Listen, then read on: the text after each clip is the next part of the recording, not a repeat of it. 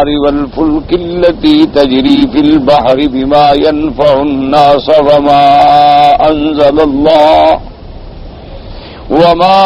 أنزل الله من السماء من ماء فأحيا به الأرض بعد موتها وبث فيها من كل دابة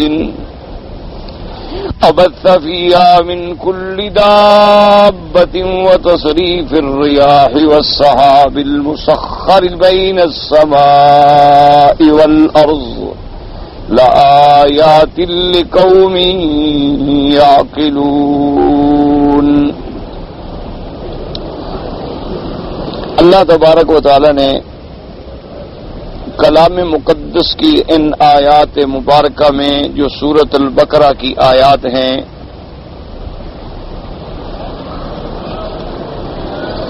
مسئلہ توحید الوہیت پر یا مسئلہ الہیات پر یا مسئلہ الہ پر ارشاد فرمایا اور اس کے دلائل کا ذکر فرمایا۔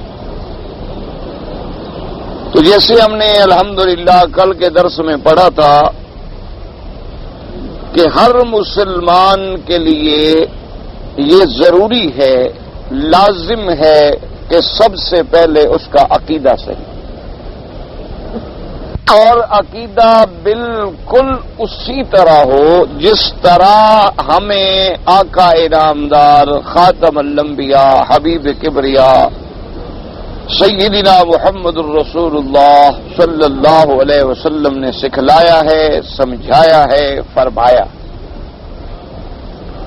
ہمیشہ یاد رکھیں کہ فضائل اعمال میں اور دیگر مسائل میں تو کچھ رعایات بھی ہوتی ہیں، کچھ وسعت بھی ہوتی ہے، تسامح بھی ہوتے ہیں، لیکن عقیدہ کا مسئلہ جو ہے وہ بڑا سخت اور شدید۔ سب سے پہلے تو آدمی کا یہ عقیدہ ہونا چاہیے، چونکہ بنیاد ہماری جو ہے وہ کلمہ شہادت ہے، اس کے بغیر ہم مسلمان کہلا بھی نہیں سکتے۔ تو جب ہم نے اقرار کیا کہ لا الہ الا اللہ محمد الرسول اللہ، تو اب ہم نے صدق دل سے اعتراف کیا کہ کوئی معبود برحق نہیں مگر اللہ، اور محمد پاک رسول ہیں اللہ کے۔ جب اس شہادتین پر آدمی کا ایمان نہ ہو وہ مسلمان نہیں کہلا سکتا، اور معبود برحق نہ ہونے کا کیا مطلب ہے کہ جب معبود برحق صرف وہی ہے تو عبادت بھی صرف اسی کی، کیونکہ جب اور کوئی معبود ہو نہیں سکتا تو مانا کیا ہے کہ قابل عبادت بھی نہیں ہو سکتا۔ اسی لیے آپ دیکھیں کہ عقیدے کا مسئلہ اتنا مہم ہے کہ حضور صلی اللہ علیہ وسلم نے فرمایا کہ اسلام کی بنیاد جو ہے سب سے پہلا اس کا رکن کیا ہے؟ شہادت اللہ الہ الا اللہ وان محمد الرسول اللہ۔ اور پھر حضور صلی اللہ علیہ وسلم نے وضاحت فرمائی کہ من کان آخر کلامہ لا الہ الا اللہ دخل الجنہ، کہ جس کا خاتمہ اسی عقیدے پہ ہوگا وہی جنت میں داخل ہوگا۔ اور اسی طرح میرے آقا نے فرمایا کہ جس شخص نے اللہ تبارک و تعالی کی الوہیت کا، وحدانیت کا اقرار کیا اور پھر اس نے کسی چیز کو بھی اللہ کا شریک نہیں بنایا، نہ اللہ کی ذات میں کسی کو شریک بنایا، نہ اللہ کے صفات خاصہ میں کسی کو شریک بنایا، نہ تو پھر اسی پہ اس کو موت آ گئی، فرمایا اللہ تبارک و تعالیٰ اس پہ جہنم کی آگ کو حرام کر دیتے۔ اور اسی طرح فرمایا کہ جس شخص کو اس بات پہ موت آ گئی کہ اس نے اللہ کے ساتھ شرک کیا تو فرمایا اس پہ پھر اللہ جنت میں داخل ہونے کو حرام کر دیتے۔ وہ کبھی جنت میں داخل ہی نہیں ہو سکتا۔ تو اس لیے اب آپ اپنے عقیدوں کو واضح رکھا کریں، اور پھر یہ بات بھی یاد رکھا کریں کہ بعض مثلا ایسی بات ہوتی ہے نا کہ کوئی مولوی کوئی کتاب لے آتا ہے، کوئی کہتا ہے جی فلاں کتاب میں ہم نے پڑھا تھا اور یوں لکھا ہوا تھا، اور ہم نے ایک کتاب میں لکھا ہے اس میں لکھا ہوا تھا کہ بزرگوں نے یہ فرمایا ہے، اور فلاں کتاب میں ہم نے لکھا تھا، وہ کہتے ہیں کہ حدیث شریف میں یہ بات آئی ہے۔ اب کوئی پتہ نہیں کہ وہ حدیث کس کتاب میں ہے، اس حدیث کا مرتبہ درجہ مقام کیا ہے، بزرگوں نے فرمایا ہے تو کون بزرگ، اور ان کا فرمان جو ہے انہوں نے کہاں سے نقل کیا ہے، اپنی طرف سے کہا ہے۔ تو ہمیشہ یاد رکھیں کہ جب عقیدے کی بات ہوگی تو یہ اللہ کے قرآن سے ثابت ہوگا۔ عقیدہ باتوں سے ثابت نہیں ہوتا، عقیدہ قصے کہانیوں سے ثابت نہیں ہوتا، عقیدے کا مسئلہ جو ہے وہ قیاسات سے ثابت نہیں ہوتا، اس سے توہمات و تخیلات سے ثابت نہیں ہوتا عقیدہ۔ عقیدے کے لیے تو اللہ نے 1,24,000 نبی بھیجا ہے، ورنہ اگر دنیا میں صرف یہ تھا کہ کوئی کھا پی کے مر جائے جان چھوٹے تو پھر 1,24,000 پیغمبر بھیجنے کی ضرورت کیا تھی؟ لیکن بڑے دکھ سے اور بڑے درد سے بڑے افسوس سے کعبۃ اللہ میں بیٹھ کر میں یہ بات کہتا ہوں کہ آج ہم یعنی ہر سطح پر ہر مقام پر ہم اتنے اللہ معاف کرے گر چکے ہیں کہ بس محض لفظی مسلمان ہیں، روایتی قسم کا اسلام ہے، اور چند عبادات کے کرنے والے کو آدمی مسلمان کہتا ہے، ورنہ اس کے علاوہ ہماری ہر سطح جو ہے وہ پستی کی آخری حدوں کو پہنچ گئی۔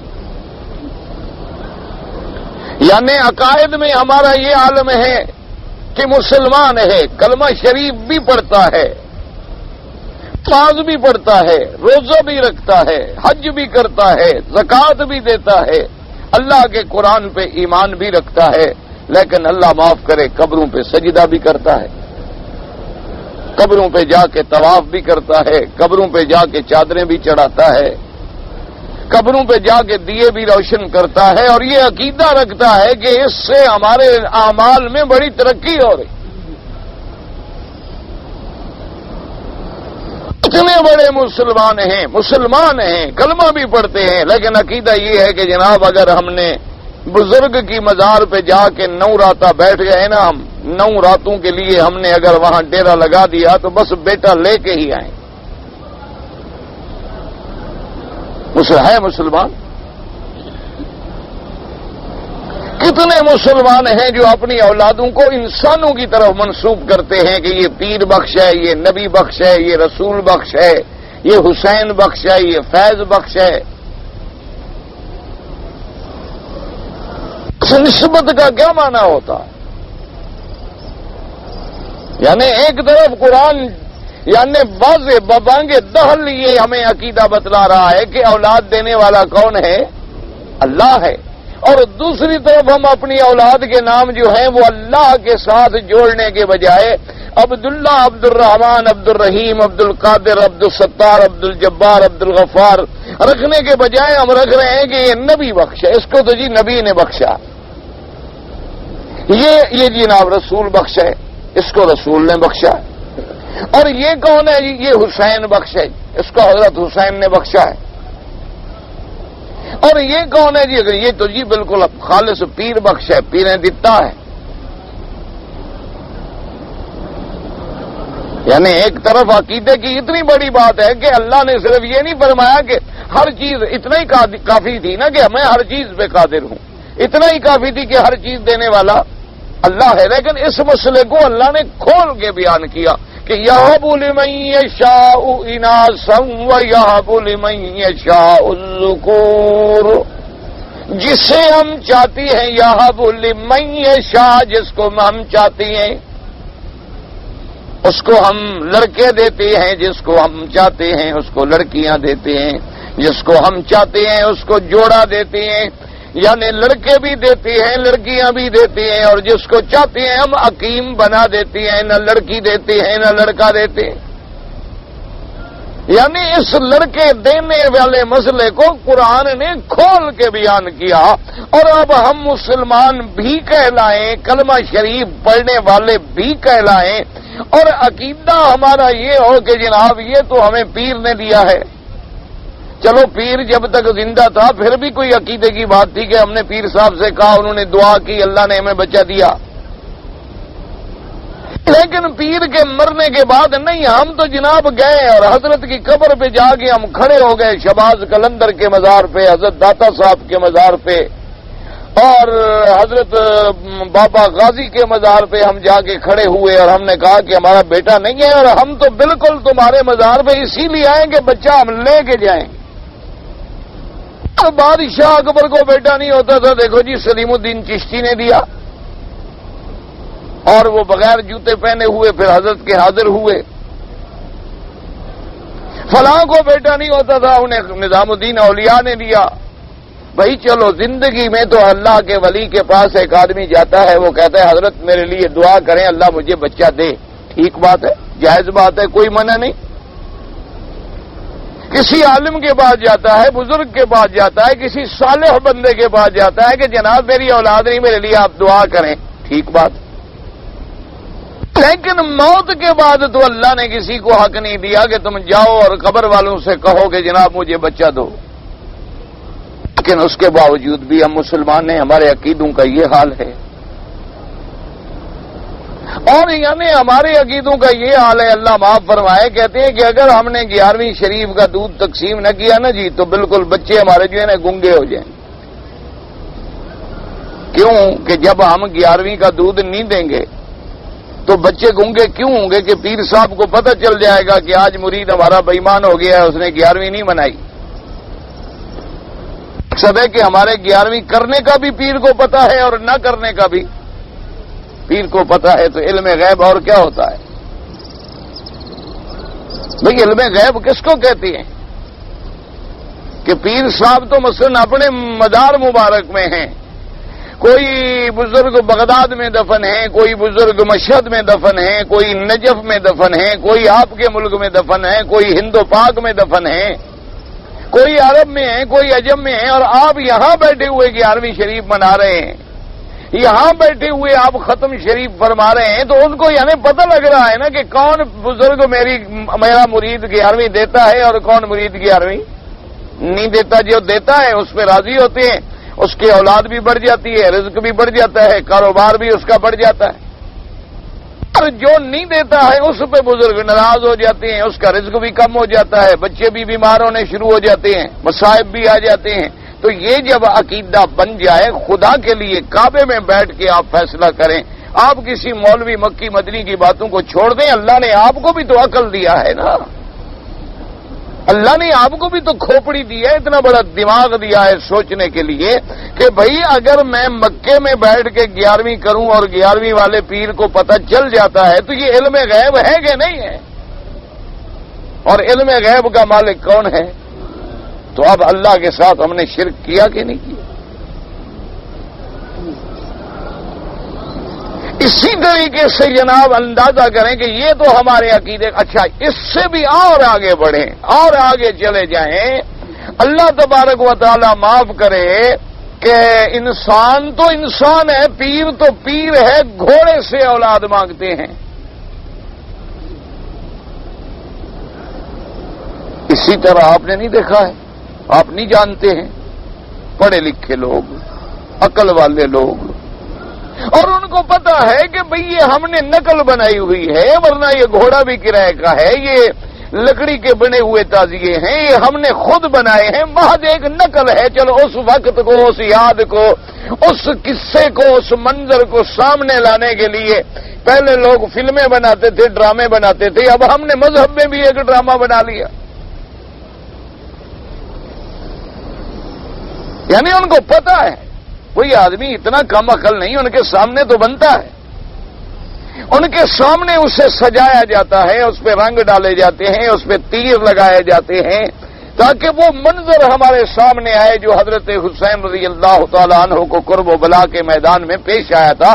مقصد اس منظر کا ایک یاد کرنا ہے، اور جس کے دل میں حضرت حسین کی محبت نہ ہو لاکھ منظر دکھلاتے رہو. اصل تو ہے کہ ہمارے دل میں حضرت کی محبت ہو.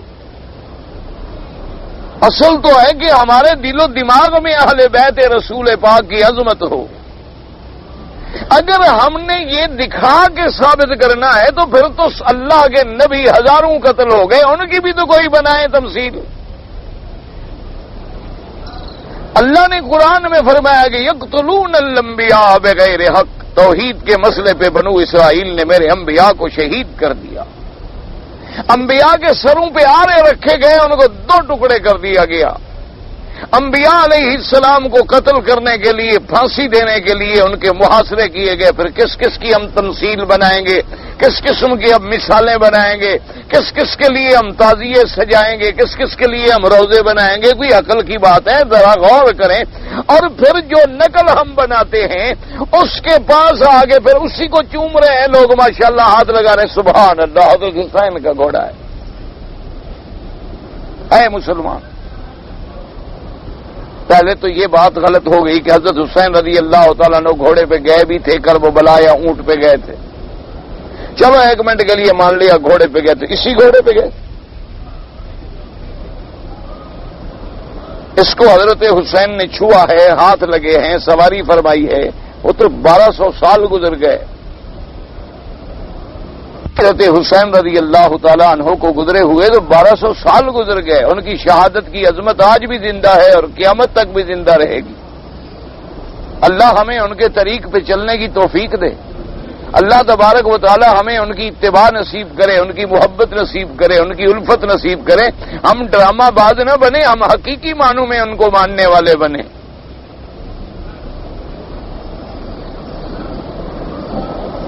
ایک طرف ہمارے عقیدے میں یہ حال ہے. اچھا، دوسری طرف دیکھو بعض لوگ ماشاءاللہ اللہ تبارک و تعالی رحمت کرے، انہوں نے اسلام کے بارے میں ایک تصور بنا لیا ہے کہ دیکھو جی ہم مدرسے بنا رہے ہیں، مسجدیں بنا رہے ہیں،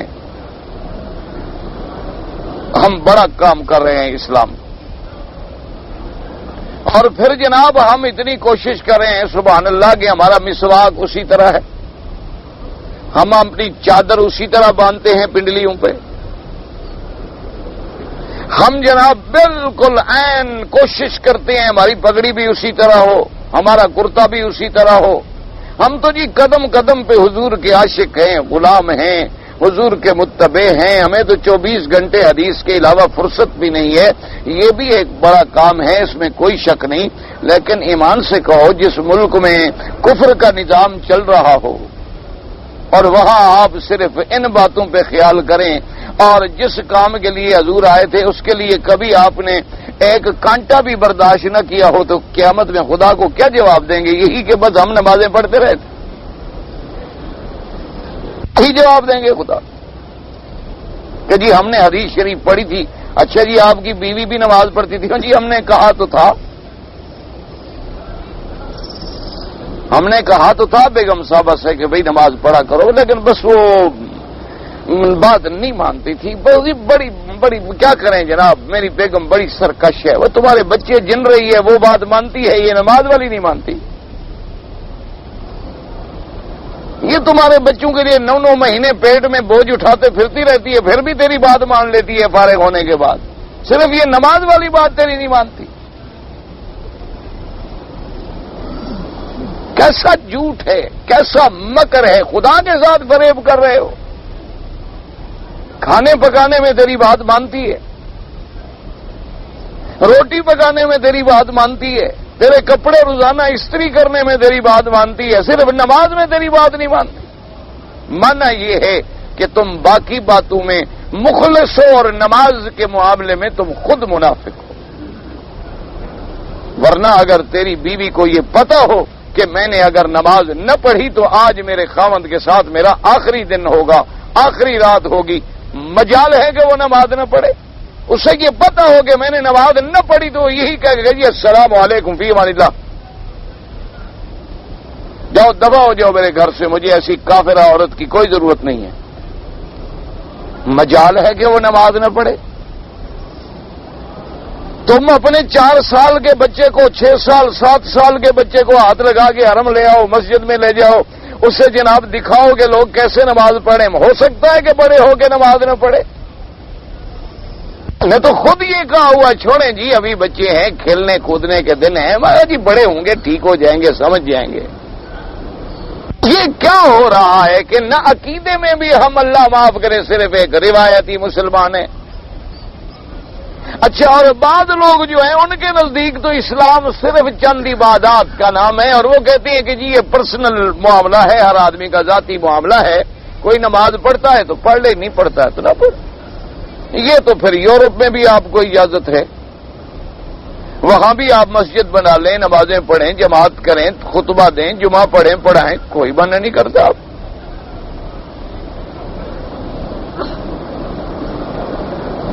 یہ کیا ہو رہا ہے آخر، اور ہم کدھر جا رہے ہیں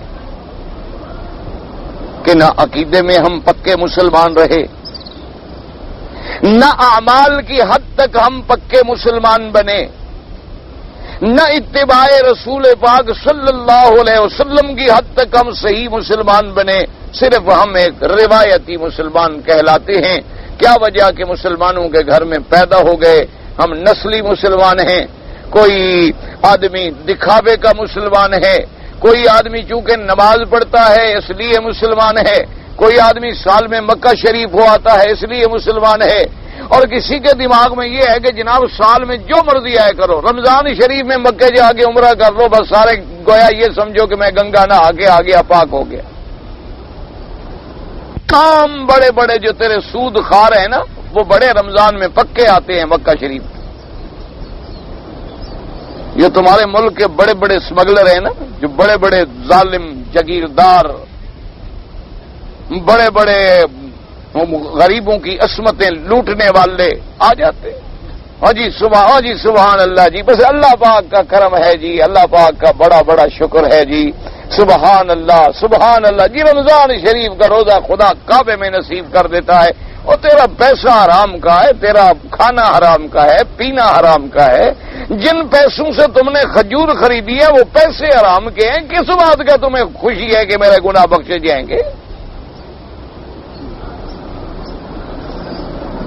اگر ہم ٹھیک ہوتے تو آپ کا کیا خیال ہے کہ 30 لاکھ حاجی حج پہ اکٹھا ہو، 20 لاکھ آدمی رمضان میں اکٹھا ہو، تہجد کا وقت ہو، کعبۃ اللہ ہو، اللہ کی نماز ہو، اور رو رو کے ہم دعائیں مانگیں اور ایک دعا بھی منظور نہ ہو؟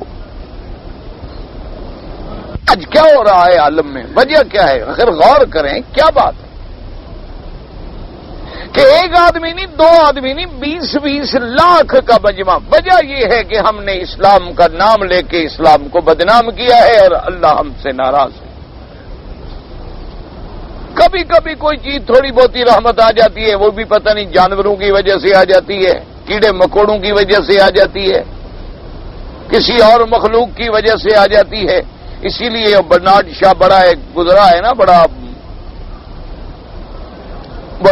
رائٹر، اور بڑی اس نے کتابیں لکھی ہیں، تو اس نے لکھا ہے برنارڈ شاہ نے کہ میں جب قرآن پڑھتا ہوں تو اس سے اعلیٰ کتاب کوئی نہیں ہوتا ہے، کہ جب میں نے قرآن شریف کا مطالعہ کیا ہے تو اس سے اعلیٰ دنیا میں کوئی کتاب میں نے نہیں دیکھی، اور جب میں ان مسلمانوں کو دیکھتا ہوں تو ان جیسی ذلیل قوم میں نے کوئی نہیں دیکھی۔ ابھی آپ دیکھیں، کبھی آپ پڑھتے ہیں نا اخباروں میں آتا ہے کہ جی یہ جناب یہودیوں کے ایجنٹ ہیں، یہ ہندو کے ایجنٹ ہیں، یہ فلاں کرا رہے ہیں، کن سے کرا رہے ہیں، وہ کن کو خریدتے ہیں؟ آپ کے کلمے پڑھنے والوں کو خرید کر کے مسجدوں میں گولیاں چلواتے ہیں۔ بکتا تو تمہارا مسلمان ہے نا، خریدار ہندو ہو یا یہودی ہو، جس مال کو خریدا جا رہا ہے وہ مال گندا کس کا ہے؟ ان کے ہاتھوں میں بکنے والا کون ہے؟ ان کے ہاتھوں میں مسلمانوں کو لڑانے کے لیے ایجنٹ بننے والا کون ہے؟ مسلمانوں کے خون سے ہولی کھیلنے والا کون ہے؟ مسلمانوں کے بچوں کو یتیم کرنے والا کون ہے؟ اس لیے ہمارا اللہ پاک رحمت فرمائے، دعا کریں کہ اللہ ہمیں صحیح معنوں میں مسلمان بنا دے۔ اللہ تبارک و تعالی ہمارے عقیدے بھی درست فرما دے، اللہ تبارک و تعالی ہمارے اعمال بھی درست فرما دیں، اور اللہ تبارک و تعالی ہمیں ہمت دیں، قوت دیں کہ ہم قرآن کو قرآن سمجھیں، ایک برکت کی تویزوں کی کتاب نہ سمجھیں، بلکہ قرآن جو حکم کرے اس کی تعمیل کریں۔ ہم یہ نہ سمجھیں کہ قرآن شریف بس اس لیے آیا تھا کہ ہم اسے چومیں گے اور ریشمی غلاف دے کے اوپر رکھ دیں گے، اور اگر کبھی کوئی بیمار ہو گیا تو 2 آیتیں لکھ کے پانی میں ڈال کے گھول کے پلا دیں گے، بیمار ٹھیک ہو جائے گا، اور اگر کوئی مر گیا تو اس کے اوپر قرآن کو ایسے گھما دیں گے، بس جناب قرآن اس کا ذمہ دار ہے، اب وہ بالکل قبر میں جائے گا تو بڑے آرام سے مزے سے سو جائے گا، چونکہ قرآن جو اپنے اوپر پھرا دیا ہے۔ اور زیادہ ڈر ہوا تو ایک حافظ کو پیسے دے کے قبر پہ بٹھا دیں گے کہ تم قرآن پڑھتے رہو، ڈنڈا لے کے بیٹھ جاؤ، خبردار کسی فرشتے کو نہ آنے دینا ہمارے مردے کے پاس۔ یہ کوئی ایمان ہے؟ اس لیے یاد رکھو، سب سے پہلے اللہ نے کیا ہمیں درس دیا ہے کہ یہ عقیدہ رکھو کہ الہکم الہ واحد، تم سب کا الہ ایک ہے، معبود برحق ایک ہے، جس کا کوئی شریک نہیں۔ اس لیے کہیں فرماتی ہیں الہکم الہ واحد، اور کہیں فرماتی ہیں قل هو اللہ احد اللہ الصمد لم یلد ولم یولد ولم یکن له کفوا احد، اور کہیں میرے مدنی ہمیں دعا سکھاتی ہیں کہ اللہم انت ربی انت الاحد الصمد الفرد الذی لم یلد ولم یولد، کہ کوئی معبود برحق نہیں مگر، یاد رکھو اللہ کے کعبے میں اقرار کر لو تاکہ یہی کلمہ شاید قیامت میں کام آ جائے کہ کوئی معبود برحق نہیں ہے مگر اللہ۔ اچھا، معبود برحق جب کوئی نہیں تو باقی اگر کوئی ہے وہ تو معبود باطل ہے۔ تو معبود برحق جب اللہ ہے تو اب عبادت کس کی ہوگی؟ ہاں جی، اسی لیے ہم روز پڑھتے ہیں ایاک نعبد و ایاک نستعین، صرف تیری ہی عبادت کرتے ہیں۔ اسی لیے قرآن کہتے ہیں وَاعْبُدُوا اللَّهَ وَلَا تُشْرِكُوا بِهِ شَيْئًا، اسی کی عبادت کرو اور اس کے ساتھ کسی چیز کو بھی شریک نہ کرو۔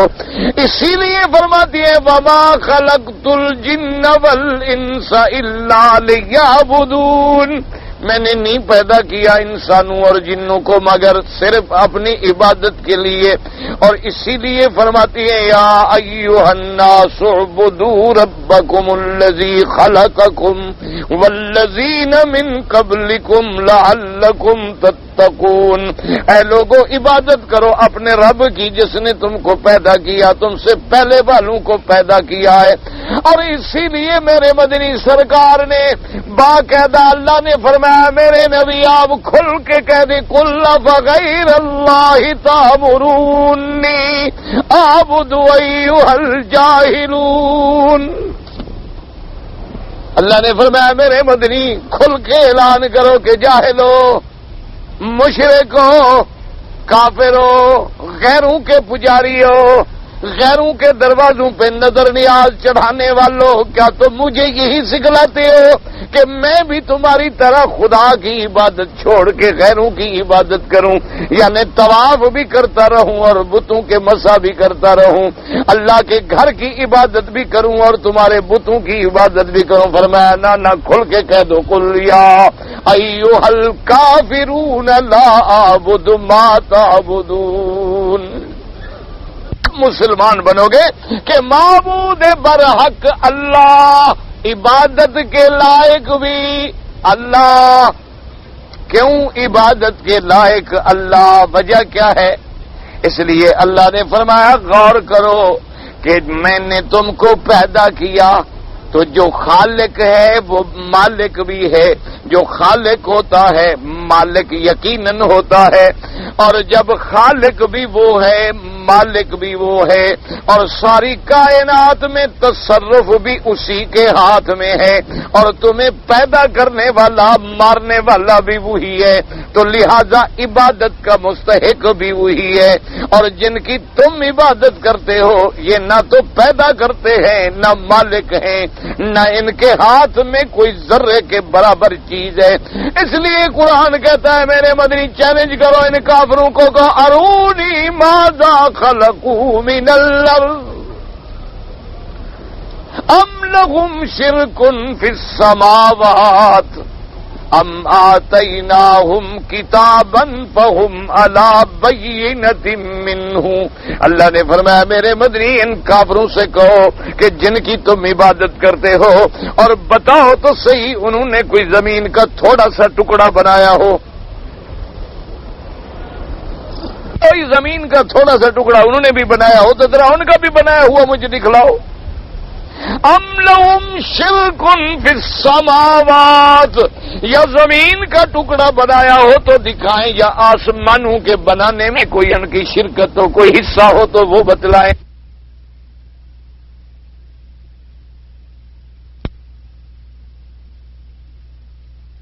نبی بھیجے، ولی بھیجے، ان میں سے کسی نے زمین پیدا کی، آسمان بنایا، زمین بنائی، کسی نے کوئی انسان بنایا، بلکہ ان کو کس نے بنایا؟ اس لیے خدا فرماتی ہے ام آتیناہم کتابا فہم علی بینۃ منہ۔ اللہ نے فرمایا میرے مدنی جو مجھے چھوڑ کے، میرے دروازے کو چھوڑ کے کبھی درختوں کے سجدے کرتی ہیں، کبھی دیوی کا سجدہ، کبھی دیوتا کا سجدہ، کبھی گنگا کا سجدہ، کبھی جمنا کا سجدہ، کبھی قبروں کا سجدہ، کبھی تازیے پہ سجدہ، کبھی دلدل پہ سجدہ، ذرا ان کو کہو کیا تمہارے پاس کوئی کتاب ہے، کوئی اللہ نے تمہیں لکھ کے دیا ہے کہ ایسا کیا کرو؟ یعنی کیا تمہارے پاس کوئی عقلی دلیل ہے، کوئی نقلی دلیل ہے تو لے آؤ۔ اور اس کے بعد اب مسئلہ یہ پیدا ہوتا تھا کہ بھی ان کے پاس دلیل تو کوئی نہیں، پھر کیوں کرتے؟ اور میں بل یعد الظالمون بعضهم لبعض غرورا۔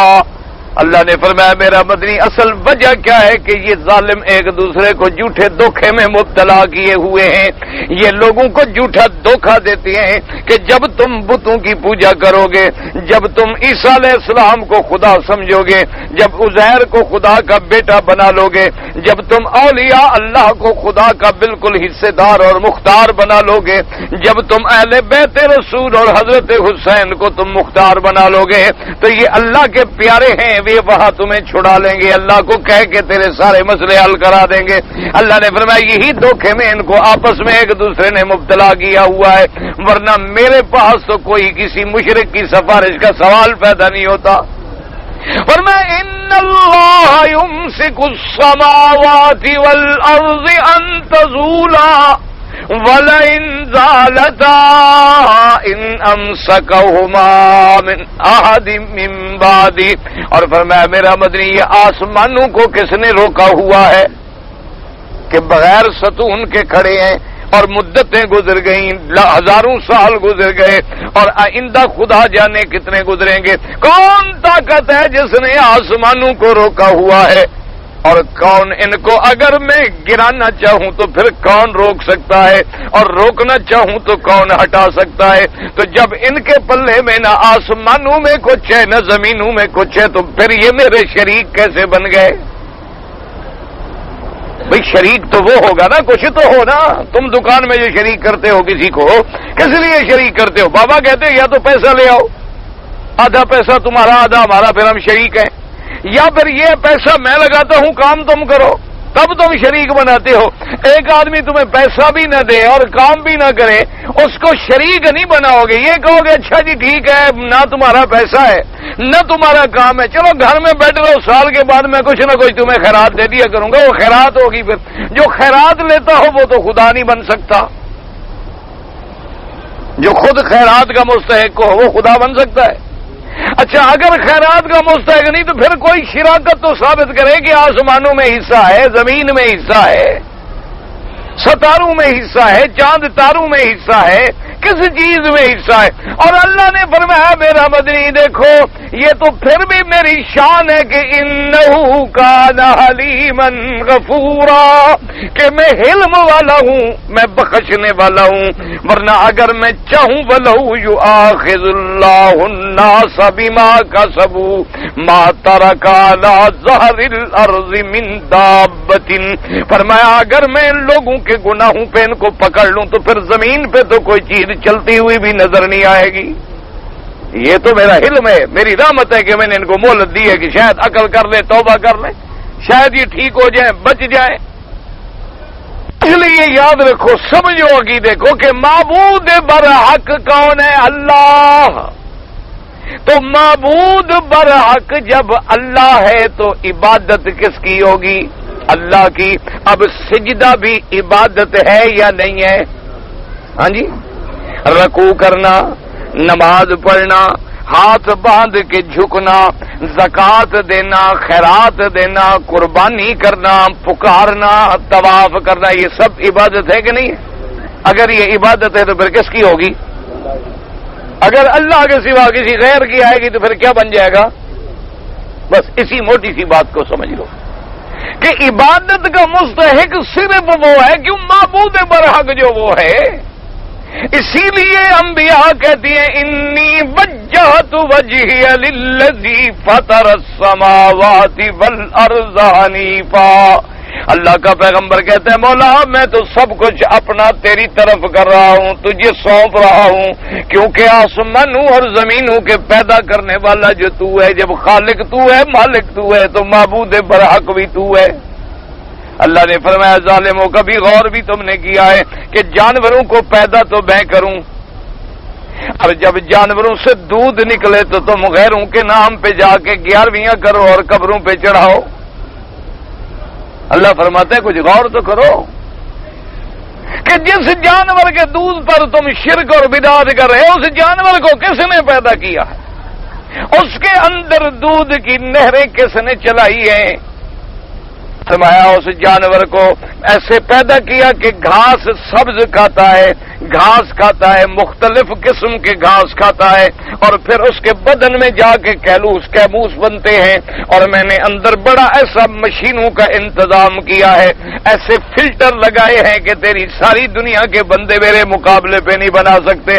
وَإِنَّ لَكُمْ فِي الْأَنْعَامِ لَعِبْرَةً، فرمایا غور کرو تمہارے لیے بڑے عبرت کا مقام ہے کہ دیکھو ایک طرف سے تو پھر جانور کے لیے بال براز ہے، اور ایک رگوں کے ذریعے سے، ایک پائپ کے ذریعے سے میں نے اس کے اندر دودھ کی نہر چلائی ہے، اور اللہ نے فرمایا ملائکہ ایسا انتظام کر دو کہیں ایسا نہ ہو کہ پیشاب والی رگ لیک ہو کے دودھ میں مل جائے، پھر میرا بندہ کیسے پیے گا؟ بدبو ہو جائے گی۔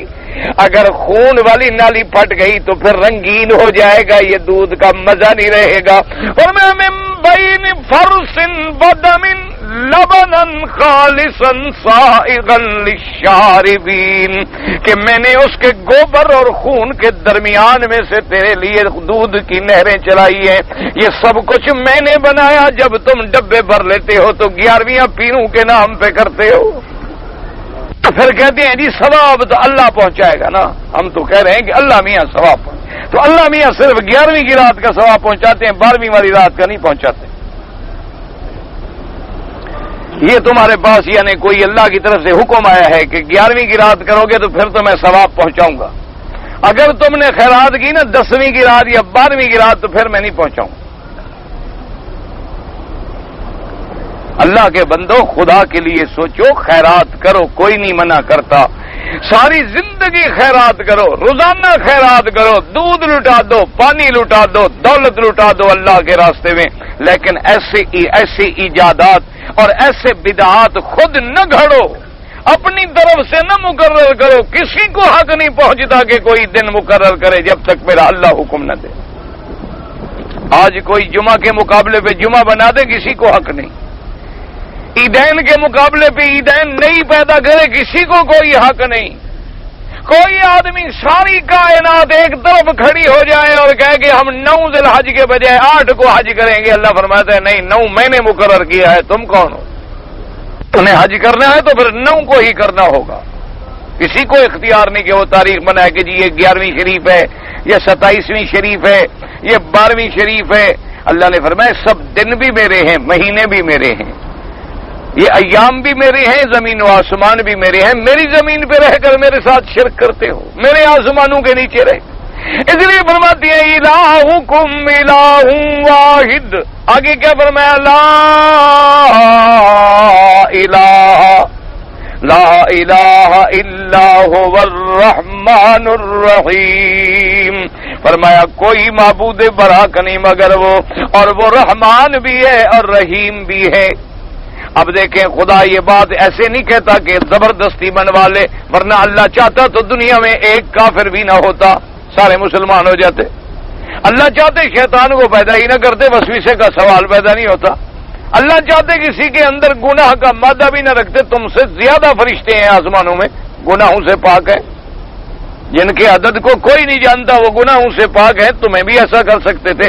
لیکن فرمایا نہیں، ہم نے تمہیں انسان بنایا، اشرف المخلوقات بنایا، ہم نے تمہیں عقل دیا، سمع دی، بصر دی، پھر 1,24,000 پیغمبر بھیجا، کتابیں اتاری، حق اور باطل تیرے سامنے کھول کے رکھ دیا، اب تیری مرضی کدھر جانا چاہتے ہو، جبر نہیں۔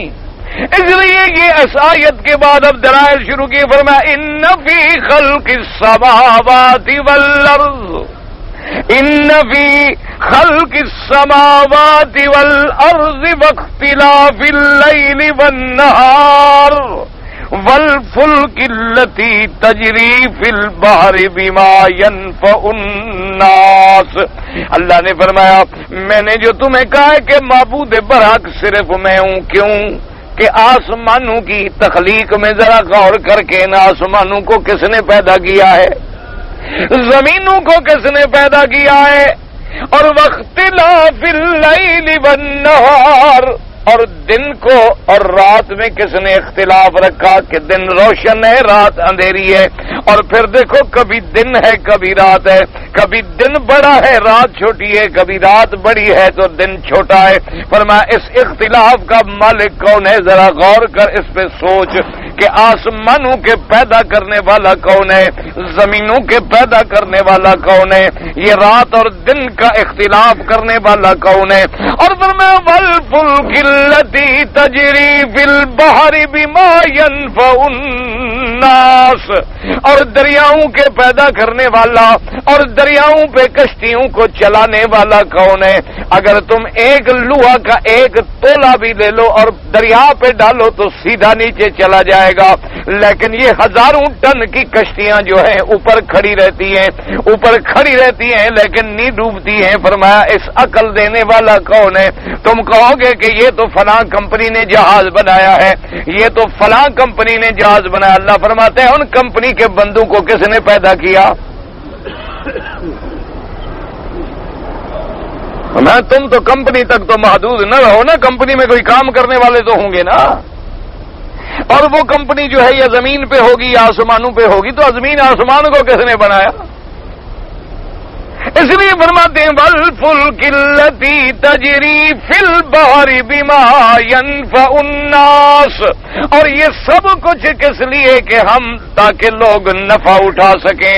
ایک ملک سے دوسرے ملک میں سامان نقل کر رہے ہیں، کشتیاں بھری ہوئی جا رہی ہیں، مشرق سے مغرب، مغرب سے مشرق، شمال سے جنوب، جنوب سے شمال، ایسی جگہ ہیں جہاں اور سواری نہیں جا سکتی، جہاں اور کوئی ذریعہ نہیں، وہاں میں نے دریاؤں کو تیرے لیے مسخر کر دیا ہے کہ یہ تیری تجارت کا ذریعہ بنے۔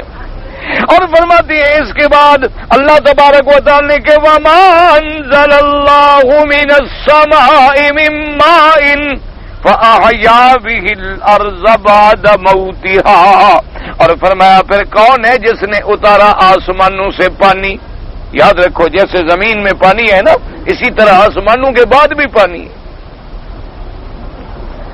آسمانوں کے بعد بھی پانی ہے، اور پانی اتنی ثقیل چیز ہے کہ اس کا تقاضا یہ ہوتا ہے کہ نیچے گرے، لیکن فرمایا دیکھو اس کو کس نے تھام رکھا ہے، اور فرمایا تیرے سر پہ بادل گزرتے ہیں، تو اگر چاہے تو کیا ان سے گلاس پانی کا بھر سکتے ہو؟ اب بھائی جہازوں پہ بیٹھ کے اس کے اندر سے نکل جاؤ، گلاس لے کے بھرنے کی کوشش کرو، یا تم نیچے کھڑے ہو مجال ہے کہ وہ سکل سے گر پڑے جب تک میں حکم نہ دوں۔ تیرا دماغ جاتا ہے کہ جی زمین میں کشش بڑھ گئی، حرارت بڑھ گئی، درجہ حرارت زیادہ ہو گیا، اس لیے بارش برس پڑی۔ اللہ فرماتا ہے ظالم، پھر زمین کو کس نے پیدا کیا؟ اس کے اندر درجہ حرارت کس نے رکھا؟ اس شکل کو کس نے رکھا؟ ہواؤں کو کس نے پیدا کیا؟ تو تم راستے میں یوں کان پکڑ رہے ہو، سیدھا کیوں نہیں کرتے ہو کہ میرے اللہ نے فرمایا وَأَنزَلَ مِنَ السَّمَاءِ مَاءً فَأَحْيَا بِهِ الْأَرْضَ بَعْدَ مَوْتِهَا، پھر ہم زمین کو اس کے مردہ ہونے کے بعد زندہ کرتے ہیں۔ زمینیں ویران ہیں، آبادی نہیں ہو رہی، مردہ پڑی ہوئی ہے، آسمان سے پانی بھیج کے ہم نے زمینوں کو زندہ کیا۔ اس لیے علماء فرماتے ہیں دیکھو اللہ کا نظام دیکھو، یوں سمجھ لو کہ جیسے زمین عورت ہے اور آسمان ایک مرد کی حیثیت میں ہے، جیسے اللہ پاک یہاں دو پانیوں سے پیدا کرتی ہے ثمرات، اولادیں پیدا کرتے ہیں، آسمان سے پانی بھیج کے پھر زمینوں سے بھی نبات اگاتی ہیں۔ وَأَنزَلَ مِنَ السَّمَاءِ مَاءً فَأَحْيَا بِهِ الْأَرْضَ بَعْدَ مَوْتِهَا، اور فرمایا اگر تمہارے علاقے کی شہر کی میں اگر 100 مربع میل اگر زمین خشک کر دوں، نیچے پانی نیچے کر دوں، اوپر سے بھی پانی نہ برساؤں، کتنا پیسے خرچ کرو گے اس زمین کو پانی دینے کے لیے؟ کبھی تم نے حساب کیا ہے؟ یہ ہمارے گھروں میں جو نل چلتے ہیں، ٹینکیاں ہم نے بنائی ہوئی ہیں، کتنی خرچ ہوتا ہے؟ کتنی پیسے لگتے ہیں؟ ایک گھر کے چند آدمی پانی پیتے ہیں، اور خدا جب ساری زمینوں کو سیراب کرتا ہے تو اس پانی کا کبھی تم نے حساب بھی لگایا ہے؟ جو ملک مصنوعی بارشیں کرتے ہیں نا، ان سے پوچھو کہ ایک مربع زمین پر مصنوعی بارش کرنے کے لیے کتنا خرچ ہوتا ہے، اور پھر خدا کی نعمتوں پر بھی غور کرو۔ اس لیے فرماتے ہیں وَأَنزَلَ مِنَ السَّمَاءِ مَاءً فَأَحْيَا بِهِ الْأَرْضَ بَعْدَ مَوْتِهَا وَبَثَّ فِيهَا مِنْ كُلِّ دَابَّةٍ، اور پھر ہم نے اس کے اندر پیدا کیے ہر قسم کے دابہ چلنے والی۔ اب دیکھیں بعض چیزیں تو ایسی ہیں جو توالد تناسل سے پیدا ہوتی ہیں، جیسے مرد ہے، انسان ہے، جانور ہے، بکری ہے، بھیڑ ہے، نر مادہ سے پیدا ہوتے ہیں۔ اچھا بعض ایسے حشرات ہیں جو پانی گندا کھڑا کر دو پانی سے پیدا ہو جائیں گے خود بخود، بعض چیزیں ایسی ہیں جو ایسے مٹی سے پیدا ہو جائیں گی۔ اللہ تبارک و تعالی نے ان کے لیے تولید رکھی ہے، توالد و تناسل نہیں رکھا، بعض چیزوں کے لیے توالد و تناسل رکھا ہے۔ اچھا پہلے کیا صفتیں پچھلی آیت میں کتنی صفتیں آئی تھی؟ 3 آئی تھی، ایک الہ اور دوسری الرحمن اور تیسری الرحیم، 3 صفتیں آئی تھی۔ اب غور کرو اس آیت پہ ذرا غور کرو، فرماتے ہیں جب آسمانوں اور زمینوں کی پیدائش پہ غور کرو گے تو میری الوہیت پہ نظر پڑے گی، اور جب زمین کو میں نے تیرے رہنے کے لیے بنایا، آسمانوں کو تیرے لیے چھت بنایا، تو پھر میرے رحمان و رحیم کی صفت تجھے نظر آئے گی کہ الہ بھی میں ہوں اور رحمان۔ اسی لیے تو فرمایا وَالْفُلْكِ الَّتِي تَجْرِي فِي الْبَحْرِ، اور کشتیاں جو دریاؤں میں چلتی کیوں؟ بِمَا يَنْفَعُ النَّاسَ، کہ لوگ نفع اٹھائیں، نفع حاصل کریں۔ بما ينفع الناس، فرمایا ان کا پیدا کرنا میری کمال قدرت کی دلیل ہے، اور ان کو تیرے لیے نفع والا بنانا میرے رحمان و رحیم ہونے کی دلیل ہے کہ میں مہربان ہوں کہ ان چیزوں کو میں نے تیرے فائدے کے لیے بنا دیا ہے۔ وَأَنزَلَ مِنَ السَّمَاءِ مَاءً، پانی کا پیدا کرنا، آسمانوں پہ روکنا اور حسب حکم اس کو چلانا، یہ میری قدرت کا ہے۔ وَأَحْيَا بِهِ الْأَرْضَ بَعْدَ مَوْتِهَا، یہ میری رحمان و رحیم کی صفت کا اظہار ہے کہ پھر میں نے مردہ زمینوں کو زندہ کر دیا ہے، اور اس میں میں نے ہر قسم کے جانور پیدا کیے ہیں۔ تو جب قادر بھی میں ہوں اور پیدا کرنے والا بھی میں ہوں، رحمان و رحیم بھی میں ہوں، تو صرف معبود برحق بھی اللہ کی ذات ہے اور کوئی عبادت کے لائق نہیں ہے۔ اپنے عقیدوں کو درست کریں، اللہ پاک ہمیں آپ کو ہدایت دے۔ کئی کہتے ہیں جی کہ سپیکر میں قرآن ختم کرنا گناہ ہے، کہتے ہیں سپیکر میں قرآن ختم کرنا ثواب ہے۔ اللہ کے بندے عقل کی بات کرو، اصل ہے قرآن پڑھنا، سپیکر تھوڑا پڑھتا ہے، بندہ پڑھتا ہے، سپیکر پڑھتا ہے۔ جب بندہ پڑھتا ہے وہ تو اس لیے ہوتا ہے کہ آواز دور پہنچائی جائے بس، ورنہ ثواب تو پڑھنے والے کو ہے جو کھڑے ہو کے پڑھ رہا ہے.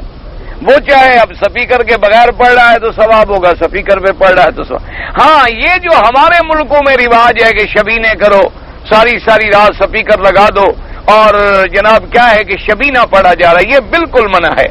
ایک تو ایک رات میں قرآن کا ختم کرنا منع ہے، اور دوسرا لوگوں کو ایک نفلی عبادت کے لیے جگانا اور پریشان کرنا منع ہے کہ ایک آدمی سویا ہوا ہے، تم نے سپیکر لگایا ہوا ہے اور ساری رات پڑھ رہے ہیں، کیا یہ قرآن شریف ختم ہو رہا ہے؟ یہ کوئی فائدہ نہیں، ثواب نہیں. اور پھر آج کل تو باقاعدہ پیسے مقرر ہوتے ہیں کہ شبینے کے اتنے پیسے لیں گے تو رات تمہاری مسجد میں شبینہ پڑھیں گے. یہ جو شبینے ہیں نا یہ بالکل نہ قرآن میں ہے، نہ حدیث میں ہے، نہ سنت میں ہے.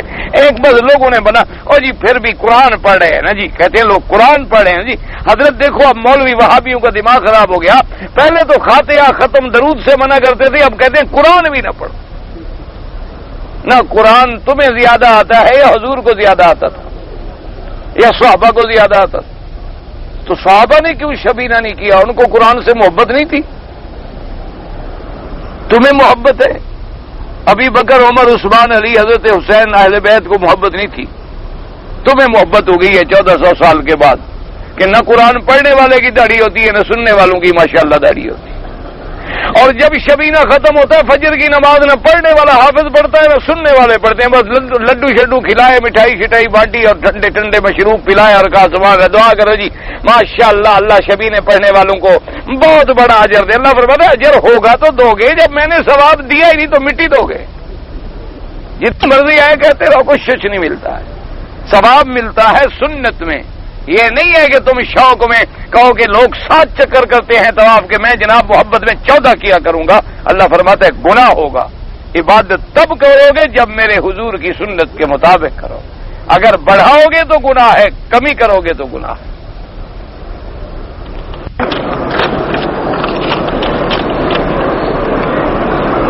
اسلام میں پیری مریدی کا کیا حکم ہے؟ اگر پیر سنت کے مطابق ہے، شریعت پہ چلنے والا ہے، منع ہوتا ہے کہ آدمی اپنے مرشد سے جا کے دین کی بات سیکھتا ہے. یہ منع نہیں ہے، کوئی بات نہیں.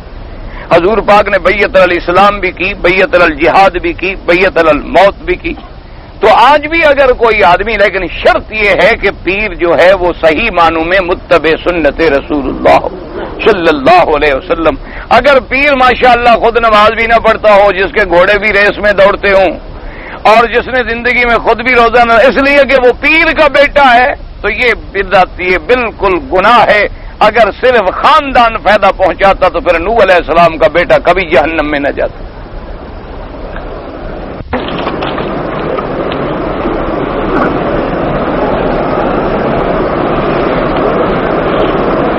میں بھی پتہ نہیں شادی سگریٹ پینے والی لڑکی سے ہو گیا تو فلاں ہو گیا. یہ طلاق شلاق کے مسئلے اپنے مولوی سے پوچھا کرو یا دارالفتاء سے.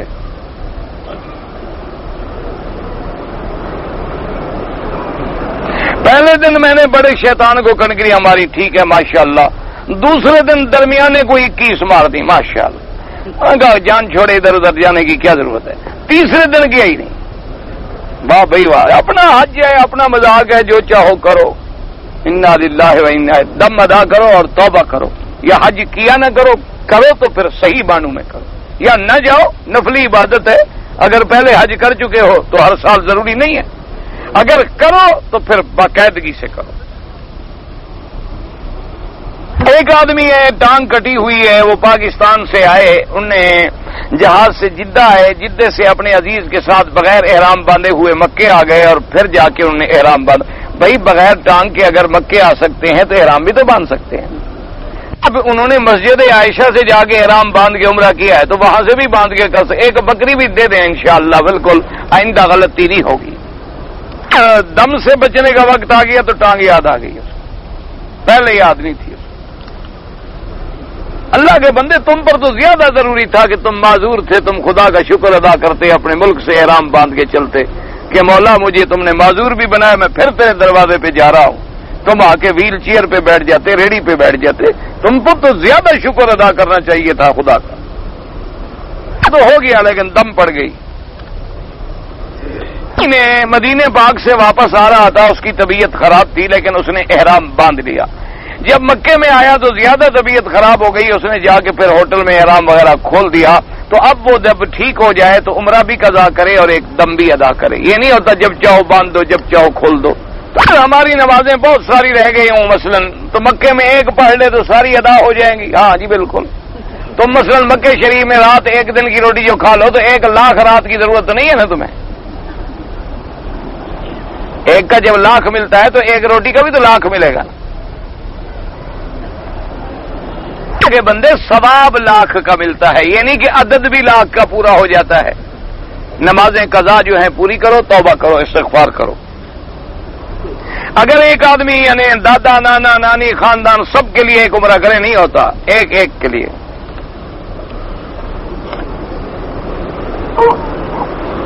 کہتا ہے جی کہ میں پچھلے سال حج میں آیا تھا، میں نے خواب میں دیکھا تھا کہ حجر اسود کو بوسہ دے رہا ہوں، لیکن میں نے حجر اسود کو جب بوسہ دینے کی خواب میں کوشش کی تو اس کے سامنے ایک اور پتھر آ گیا۔ تو بہرحال مانا یہ ہے کہ تم صحیح معنوں میں اسلام پہ دین پہ چلنے کی کوشش کرو، تمہارے راستے میں کچھ بدعات جو ہیں وہ حائل ہیں، ان بدعات کو توبہ کرو تاکہ صحیح سنت والی جگہ کے آپ کر بوسہ دو۔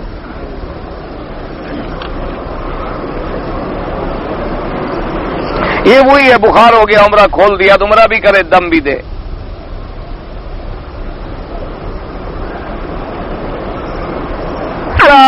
امام ہے، اس کا لڑکا ہے، وہ انڈیا سے پتہ نہیں بنگلہ دیش سے آیا ہے، وہ سب مکے والوں کو کافر کہتا ہے۔ اب سب مکے والے تو کافر نہیں ہو سکتے، وہ اپنی فکر کرے۔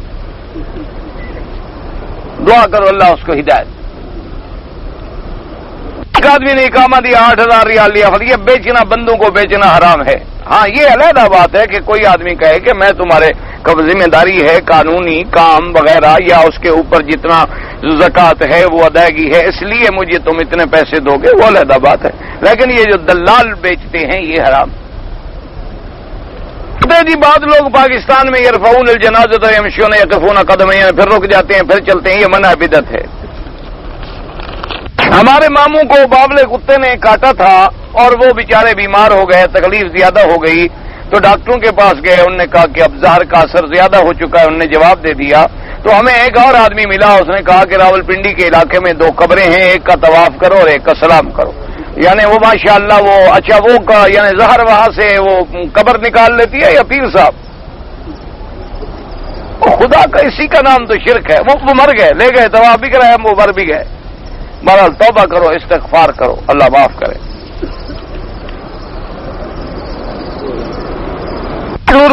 پیدائش ماں کی بائیں پسری سے ہوا ہے، پیدائش ماں کے پیٹ سے لباس پہن کے آیا ہے، یہ سب باتیں غلط ہیں۔ عصر کی نماز کے بعد جو محرم شریف میں احناف کے نزدیک جو ہے وہ تو یہ ہے کہ نماز مغرب کے بعد پڑھے، عصر سے لے کر مغرب تک نہ پڑھے، اور باقی ائمہ فرماتے ہیں کہ حرم کے اندر گنجائش ہے اور جائز ہے۔ اللہ تبارک و تعالی ہم سب کو صراط مستقیم نصیب کرے، اور اللہ تبارک و تعالی ہم سب کو اتباع کتاب و سنت نصیب فرمائے۔